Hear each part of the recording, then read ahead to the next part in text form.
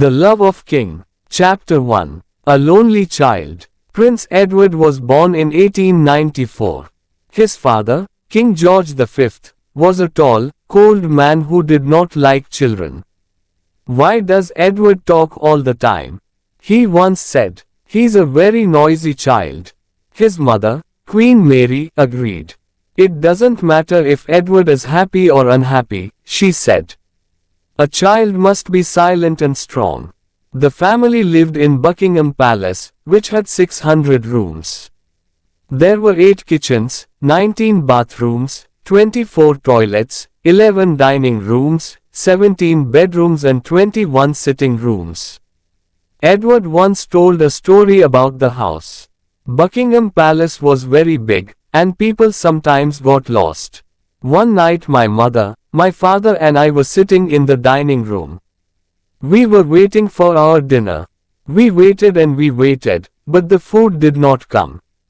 After 20 minutes, my father was very angry. He stood up and went to the kitchen. "Where is the cook?" he shouted, "and where is my food?" "But, sir," the cook replied, "your dinner left the kitchen 15 minutes ago." "Hasn't it arrived yet?" "No, it hasn't," my father shouted, "and I'm hungry."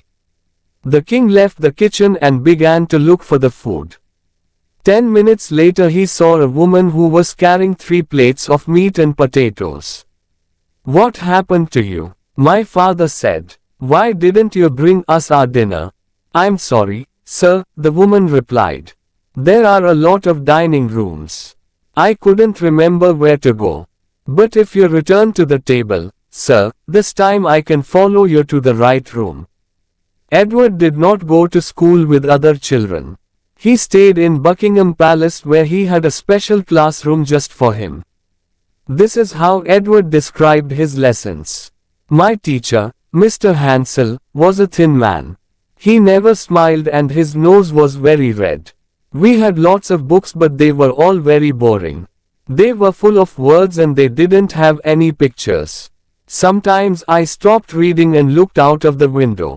Mr. Hansel got very angry. He took a stick and hit me on the arm. "Don't look out of the window, little boy," he shouted. "Look at the book." He hit me many times and my arm was red. Every Friday the teacher took me to my father's room. "And what has my son learned this week, Mr. Hansel?" the king asked. And the answer was always, "Not very much, I'm afraid, sir." Edward doesn't like his lessons. He never listens to what I say. When Mr. Hansel left the room, my father was angry with me. "What's wrong with you, child?" he said. "Are you stupid? Why can't you learn anything?" "But the lessons are so boring, sir," I replied. "And Mr. Hansel hits me. I don't understand you, Edward. You are a baby. You're so weak. You'll never be a good king. A king must be strong. Go to your room and stay there until the morning." I spent many days alone in my room, Edward wrote later. "I never played with other children and I didn't have any friends. I lived in the most beautiful house in England but I was always lonely and sad. I saw my mother once a day at dinner time and I saw my father 3 or 4 times a week, but they never gave me any love.